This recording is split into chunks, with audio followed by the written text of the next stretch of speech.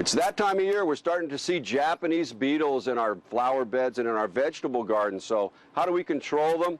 First line of defense would be manually just dropping them into some soapy water. You can hold your saucepan under the foliage of the plants that are affected. You tap them, especially early in the morning. They'll try to drop to the ground to get away from you. Then they fall into soapy water and drown.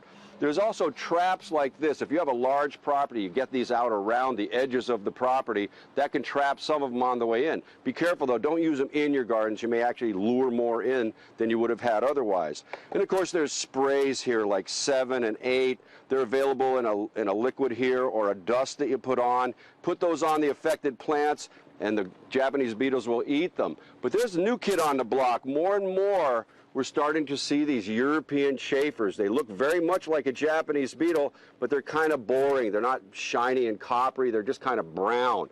These are European chafers. The good news is they don't eat plants. They just hatch, mate, and die. The bad news is before they die, they lay eggs for grubs in your lawn, just like the Japanese beetles. There's also rose chafers and Asiatic beetles that also provide grubs for your lawn. So we want to protect your lawn. You need to do that now in July when the beetles fly.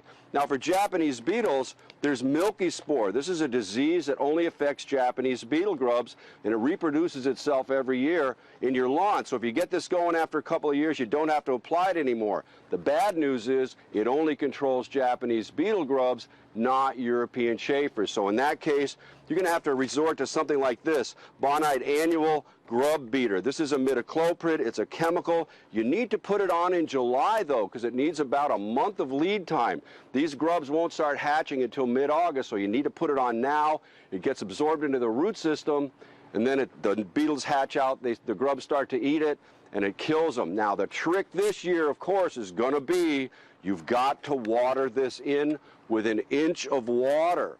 There's no rainfall in the forecast, so this is going to be up to you to do it. If you put this grub control on and you don't water it with an inch of water, it won't work. So sometime in July, hopefully we'll get some rain. It'll moisten the soil. Then you can even run your sprinkler in a rainstorm to make sure you get that full inch of water. And then you won't have to treat for the grubs again until next July. So take some action now. Get those grubs under control, battle those beetles, and have a great weekend. For Hewitt's Garden Centers, this is Peter Bowden.